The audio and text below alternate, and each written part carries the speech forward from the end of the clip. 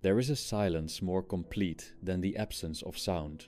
It is the stillness that falls upon the mind when truth has been glimpsed, not as a doctrine, but as a wound. You feel it not in the ears, but in the marrow, in the space between one breath and the next, when the soul turns inward and finds no sky, only reflection. In this moment, the soul does not cry out. It recoils, like a hand burned on the iron of reality.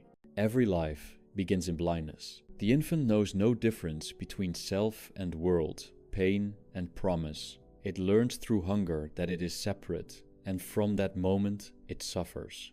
The will awakens not as a noble force, but as a restless hunger, gnawing at the edges of consciousness. The first scream is not of joy, but of protest, and this protest never ends.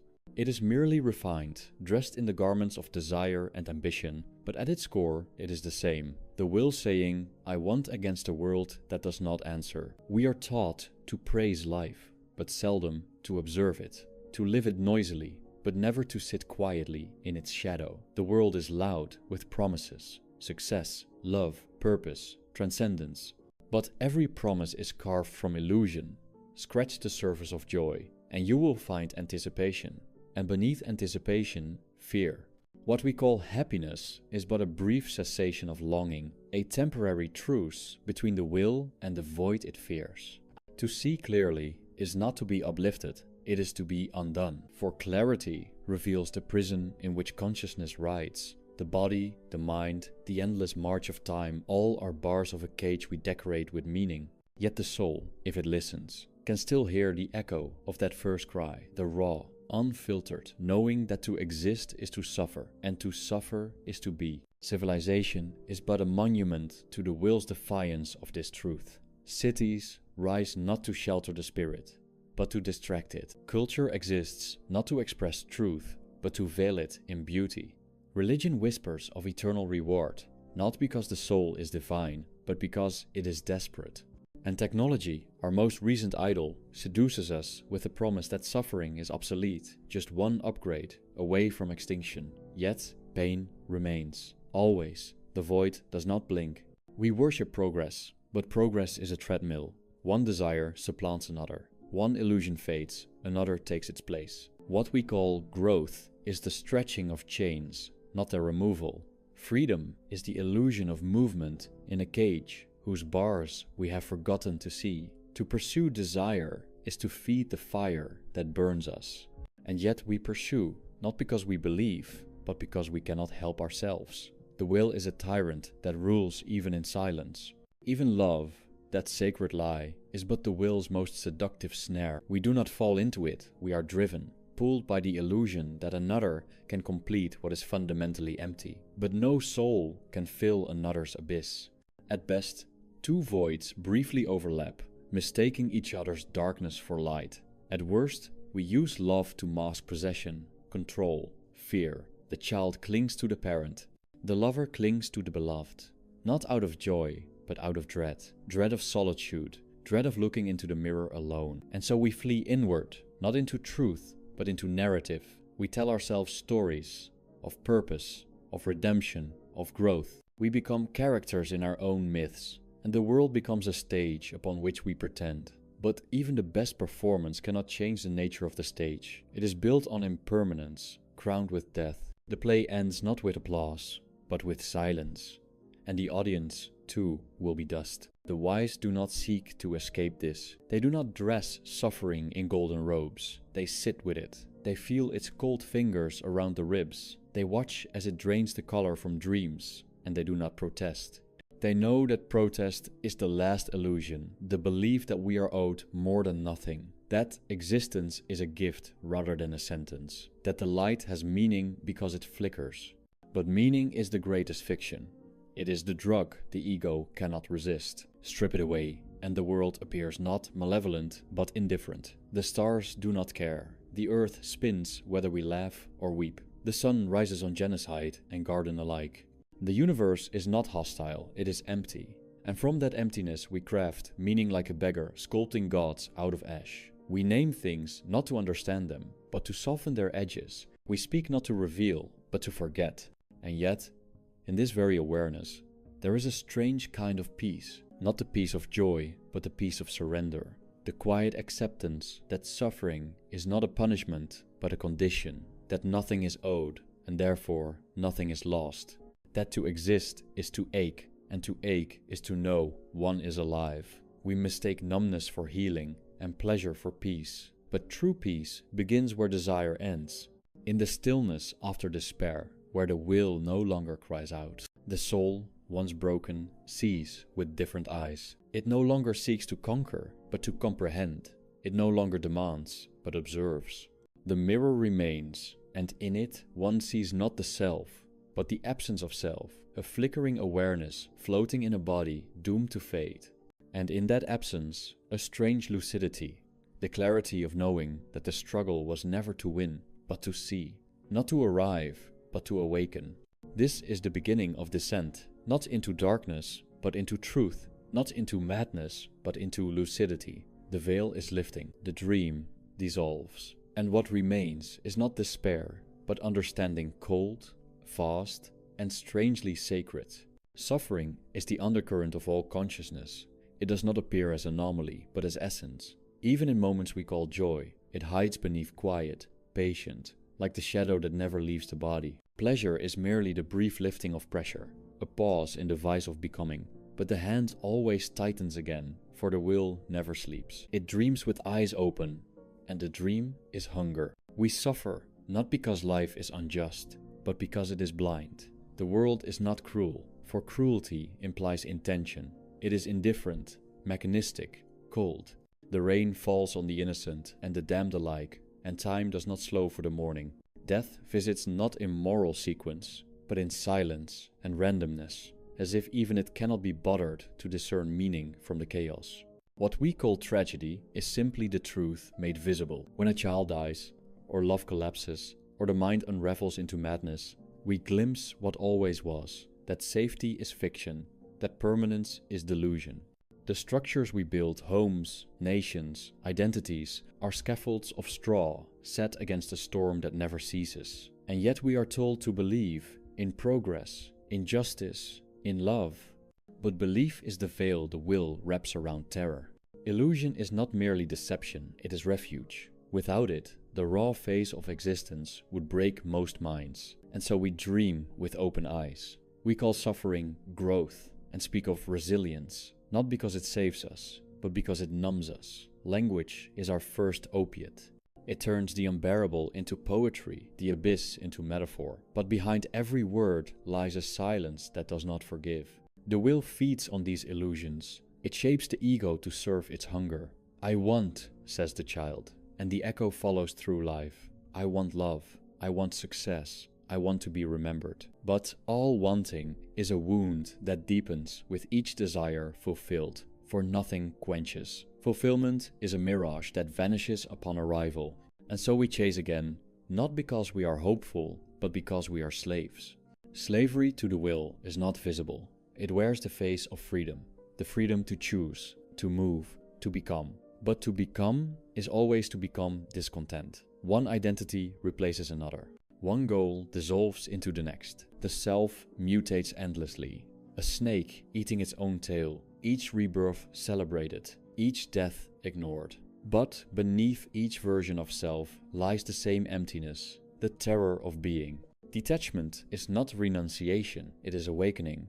To detach is not to flee, but to see without reaching. To witness the suffering of the world and not be consumed. To love without possession. To grieve without protest. To exist without demand. The detached soul does not resist pain, but lets it pass through, like wind through a hollow reed. For what is there to protect, when the self is only a shadow? But this detachment is not passive. It is the fiercest clarity. It is not apathy, but understanding. To see the child suffer and still know that the universe does not care. To see beauty and know that it will die. To hold joy in one's hands and feel its weightlessness. Nothing lasts, not because it is stolen, but because it was never held. All that appears is already on its way to disappearing. The ego mourns this. It cannot accept impermanence, for it is built on the illusion of continuity. It says, I am, and believes in the threat of selfhood. but the thread is memory stitched together by narrative. There is no self, only the movement of thought, the trembling of will, the flicker of perception pretending to be a person. Identity is the dream the void has while pretending to be awake. What then remains? If suffering is constant, if the self is illusion, if desire is slavery, what is left when all veils are torn away? The answer is not comfort, but stillness. The stillness of a soul no longer fighting its nature. It does not rejoice, for there is no triumph. It does not despair, for despair is the resistance to what is. It simply is like a stone at the bottom of a river, unmoved by the current. Even time loses its teeth in this silence. It no longer rushes. The days pass without urgency. The seasons turn, and the soul watches not with hope, but with recognition. Everything returns. The suffering of one generation is the suffering of all. The pain we feel has been felt by millions before, and will be felt again, endlessly. Individual suffering is but a wave in an ocean that has never been still. Yet even in this vast sea of sorrow, there is beauty, not in spite of pain, but through it. The way light touches a dying leaf. The way an old man holds the hand of his dead wife. These moments do not redeem suffering, they reveal it. And in that revelation, there is something sacred, not divine, but pure, unfiltered. When we stop seeking meaning, we see more clearly. When we stop running, the world stops fleeing. Modernity cannot tolerate this stillness. It demands movement, distraction, noise. It offers endless escape, screens, slogans, pills, gods. The soul is never allowed to rest in itself. It must produce, consume, believe, become, and so it forgets how to simply be. The ancient solitude is lost, and with it, the capacity to see suffering not as flaw, but as essence. But solitude can return, not through withdrawal, but through surrender. To surrender is not to give up, but to stop pretending. It is to stand naked before the mirror of existence and see the face beneath all masks, tired, wounded, endlessly reaching, and then to stop reaching. Not because one is whole, but because one accepts the hollow. This is not nihilism, it is clarity. The nihilist rejects value. The awakened see that all value is projection. That truth is not found in belief, but in the cessation of belief. That peace comes not through attainment, but through the end of seeking. The fire burns out, not because it is extinguished, but because the fuel is gone. The will ceases when it is no longer fed. And then, only then, does silence become real. Not the silence of isolation, but of liberation. No more needing, no more grasping. The soul sits quietly in the wreckage of dreams and does not rebuild. It watches the stars without naming them. It weeps without story. It breathes without purpose. And in that purposelessness, it is finally free. There comes a point when the soul ceases to ask, why? Not from wisdom, but from exhaustion. The questioning collapses under its own weight, like a bridge rotted from within. Meaning, once pursued like prey, now floats as ash in the wind. It is not that the answers are absent, it is that the questions themselves dissolve, revealed to be the cries of a child lost in a dream. Even the strongest begin as seekers. They search for order in suffering, for some divine arithmetic to justify the pain. They climb the ladders of faith, ideology, romance, hoping at the summit they might find a sanctuary untouched by decay. But every ladder leads not to heaven, but to another floor of the same crumbling edifice. And the higher one climbs, the harder the fall back into the eternal sameness of longing. There is no cure for this, only the dim recognition that the wound is congenital. Consciousness itself is the laceration, the self-awareness that renders us spectators of our own decay. The animal feels pain, but does not wonder why it suffers. It does not stare into the night and question the silence. But we do, and that is our burden. The gift we did not ask for, the light that burns the eyes. The poets speak of beauty as salvation, but beauty is a cruel muse. It appears not to heal, but to haunt. The face of the beloved, the curve of a tree against twilight, the sound of music that stirs the chest. These do not relieve suffering, they refine it. They sharpen longing into a blade that cuts more deeply. For in beauty we glimpse what the world could be, but is not. And this contrast wounds. And yet we return to it, again and again, as moths to flame. Because even suffering becomes sacred when it is known fully, when we do not turn away, when we do not dress it in myth, but sit within it, as one sits within a temple, silent, alert, grieving. There, the pain ceases to be a problem and becomes a presence. Something ancient, something vast. It is no longer mine, it is the world's, and I am merely its echo. Detachment deepens here, not as distance, but as intimacy, without possession. I do not hold the world, but I do not flee it either. I witness it as one watches the sea, knowing it will never speak my name, yet unable to look away. This gaze is the last form of love. The love that asks for nothing, takes nothing, and yet remains. The love of what is, even in its ruin. The gods we made no longer suffice. Their promises were thin. They speak in platitudes, while the earth burns and the mind fractures. Once we asked them for justice, for purpose, for immortality. Now we ask only for silence. And even that they cannot grant. They are too noisy with hope, too enamored with virtue. They cannot sit in the void and not tremble. But the void does not tremble. It waits. Not with patience, for it has no will. It waits the way stone waits. Unchanging, untouched by the storms we call tragedy. To enter it is not to be swallowed, but to dissolve into something vaster. The self does not die in the void. It is revealed to have never been. And what remains is not nothingness, but a form of awareness, no longer chained to becoming. Grief is the gate to this realm. Not the grief of a single loss, but the grief of recognizing that all is loss. That every embrace is temporary. That every love story is a slow farewell. That memory is not a treasure, but a tomb. When this is seen not as idea, but as bone-deep reality, then grief ceases to be emotional and becomes elemental. It saturates the air one breathes, the water one drinks. It becomes the world. And strangely, within this universal grief, one begins to see clearly. As though the tears have washed away the last distortions. One walks through life, not lighter, but more rooted. The smile is rarer, but when it comes, it is pure. The words are fewer, but when they arrive, they are true. Nothing is fixed, yet nothing is false. The performance ends, and what remains is simply the actor, naked, tired, human. Modern man fears silence more than death. He fills every space with noise, every moment with motion. He does not know how to be still, for stillness reveals the truth he has buried beneath achievement and distraction. That his life, though loud, is empty. That his successes are scaffolds built on sand. That beneath the luxury, he is afraid, not of failure, but of the void he has denied. To live in awareness of this void is to walk a path without destination. One does not arrive, one sheds. Each step removes another illusion. The belief in fairness, the myth of self-control, the hope of lasting joy. And what is left is not despair, but release. Like laying down a burden one has carried since birth, without knowing why. The back straightens, the breath deepens. There is no elation, only relief. Even death loses its teeth here. It is no longer the feared end, but the inevitable breath that follows all others. We do not die tragically, we return to the silence from which we briefly emerged. The candle does not mourn the extinguishing flame. It was meant to burn and then to darken. Only the ego, that trembling architect of permanence, calls this a tragedy. But the soul, when quieted, understands.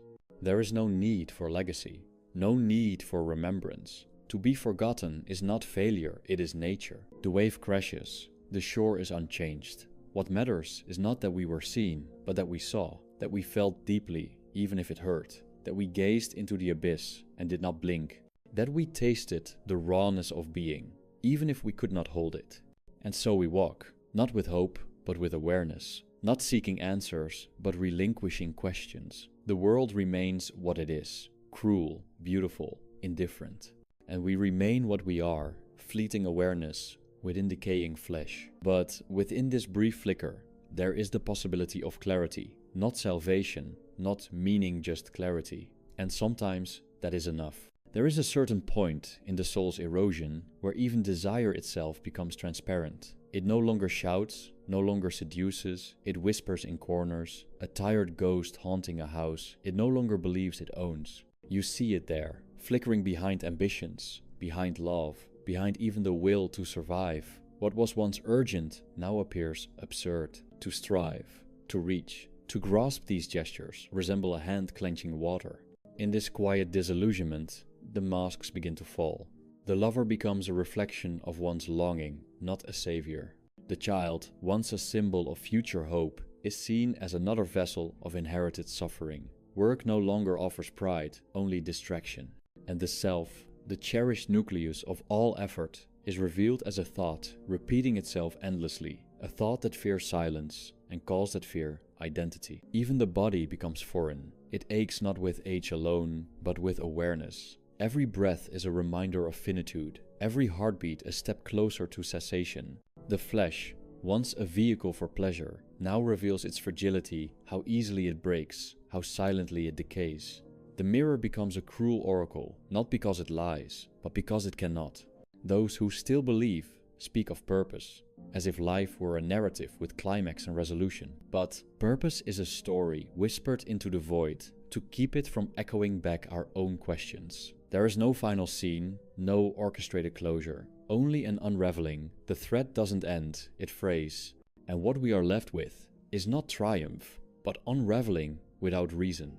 And yet, strangely, this unraveling is not terrifying, it is liberating. To be stripped of illusions is not to be left bare, but to be left real. The soul, no longer covered in the garments of hope, feels the cold, and through that cold, the sharpness of truth. That all this pageantry of becoming was never meant to satisfy. It was only meant to continue. We call this suffering. But suffering is not the enemy. Suffering is the teacher, the only one that never lies. Joy flatters, belief comforts, but suffering reveals. It pulls the curtain away. It shows the strings behind the puppet, the cracks in the foundation, the abyss beneath the floor. It does not ask if we are ready. It simply speaks, and we are changed. Some resist. They drown themselves in excess, in noise, in borrowed philosophies that promise return, healing, transcendence. But the soul knows. It remembers the silence. It remembers the stillness beneath the storm, and eventually it returns. Not because it has found peace, but because it can no longer bear to lie. The return is not dramatic. It happens in moments, waking in the night with no name in mind, watching dust fall through a beam of light, hearing the cry of a stranger, and not knowing why one weeps. These moments are sacred, not because they save, but because they reveal what needs no saving. This is the clarity that does not lift the burden, but changes its shape. One still feels pain, still wakes to dread, still fears loss, but these no longer define the self. They are seen as weather. They pass through. And the soul, now a quiet observer, no longer tries to stop the rain. It sits, drenched, unmoving. Even memory changes. What once brought joy or regret now feels distant, like stories told about someone else. The past loses its weight, not because it is healed, but because it is hollow. It cannot touch the present, cannot alter what simply is. The soul no longer defends its history, it lets it rot in peace. And in this letting go, a strange compassion arises, not for others, but for all. For the animal, the criminal, the fool, the forgotten. You see them, and you see yourself. Not in shared virtue, but in shared agony. The futility of trying, the absurdity of pretending, the universal ache to mean something when nothing holds. From this compassion grows a gentleness, not born of love, but of resignation. One does not need to forgive. One simply stops judging. The soul no longer divides the world into right and wrong, light and dark. It sees only movement. The blind walking the blind, each trying to make sense of a path that leads nowhere. And nowhere is sacred, because nowhere cannot disappoint. It has no gates, no gods, no punishments. It is not empty, it is untouched. The final illusion is that we are meant to arrive. But the wise do not arrive. They dissolve. They vanish into the very thing they feared. A world without answers, without direction, without consolation. And in vanishing, they become vast. They are no longer a point of desire, but a field of awareness. Watching the sky, the leaves, the faces pass and saying nothing. Because what is there to say when all has been seen? Not in detail, but in essence. That we were born not to triumph, but to witness. That the soul does not travel, it waits. It does not conquer, it yields. It does not shine, it reflects. And so it ends, not in closure, but in stillness. Not with a flame, but with a slow dimming, a return to what was always beneath the silent recognition that to suffer is to exist, and to exist without illusion is the rarest form of peace. There is a final threshold not marked by pain or revelation, but by quiet. It comes when the soul, having exhausted every hunger, every hope, sits without seeking, not as choice, but as inevitability. The hands no longer reach, the eyes no longer search, the breath, unhurried, simply moves in and out of the body, like a tide indifferent to the shore. All stories have fallen away. The myth of self, with its victories and wounds, stands exposed as narrative strings of memory stitched together by fear. Even time loses its grip. Past and future dissolve into the slow pulse of now, where nothing is demanded and nothing promised. The self becomes mist, and even that mist fades. To arrive here is not to conquer, but to vanish. The noise of becoming is gone. What remains is the hum beneath all existence, the soundless murmur of being, of presence, without possession. One does not own this moment. One does not name it. It is not joy. It is not despair. It is the cessation of distinction, the end of division, the undoing of form. Even suffering, that most loyal companion, quiets, not because it is gone, but because it is no longer resisted. It ceases to define. It becomes atmosphere, not affliction. The ache in the chest, the weight in the limbs, the hollow behind the eyes, these no longer demand explanation. They are simply there, like the wind. One no longer asks to be free of them. One breathes through them, as one breathes through all things. What use is speech now? Words fall short, not because they are false, but because truth no longer requires them. The soul no longer seeks to be understood. It is enough to be, to exist without justification, without apology, without narrative. There is no audience, no judgment. The curtain has fallen, the stage is empty, and in the silence, something vast remains. Some call this emptiness, others peace, but names do not matter. The experience is beyond naming. It is not a place, not a state, not a reward. It is simply the absence of striving, the absence of self, a space where the will no longer coils inward, no longer pulses with desire. It lies still, and in that stillness there is a strange, almost imperceptible warmth, not pleasure, but release. To dwell here is not to float above the world, but to be beneath it, like roots beneath the soil, unseen, unmoved, nourishing in silence. One watches the lives above, so full of motion, of meaning, and does not envy them. One weeps, sometimes, but the weeping is pure. It carries no protest, only recognition. Recognition that all of this, all effort, all longing, all creation arises from the same source, the will to be. And when that will is seen for what it is, blind, endless, tireless, it loses its grip. Not because it is defeated, but because it is understood. And what is understood cannot possess. In this place, beyond possession, nothing belongs, yet everything is touched. One does not own beauty, but one sees it. In a child's laughter, in the shadow of a tree, in the stillness of night. These moments pierce not because they fulfill, but because they ask nothing. They pass like birds across a winter sky, leaving no mark. Death, too, changes its face. It is no longer feared. It is no longer waited for. It simply is. The final form of detachment, the last release, not from life, but from the illusion that life must be more than it is. To die becomes as natural as to breathe, no triumph, no tragedy, a return, not a fall. The soul that sees this no longer clings to legacy. It does not ask to be remembered. It does not build monuments. It leaves no last words. Its silence is its final truth. And in that silence, there is something eternal, not in duration, but in depth. A moment stretched beyond time. A presence unshaken by wind or decay. This is not transcendence. It is surrender, not a rising, but a sinking into what has always been. The end of the path is not light. It is not darkness. It is stillness, the kind that holds all motion within it. The kind that does not move, because it does not need. And so the monologue ends not in revelation, but in fading, like a candle allowed to burn out. No wind, no hand, just the slow dimming of flame until only the wick remains, and then not even that. What remains cannot be spoken, it cannot be taught. It can only be seen by eyes no longer needing to see, by a self no longer needing to be. The void, once feared, becomes home. Not a place of emptiness, but of fullness unclaimed. And the soul, at last, becomes what it always was. A mirror turned to the sky, reflecting nothing, holding everything, desiring nothing, touched by all.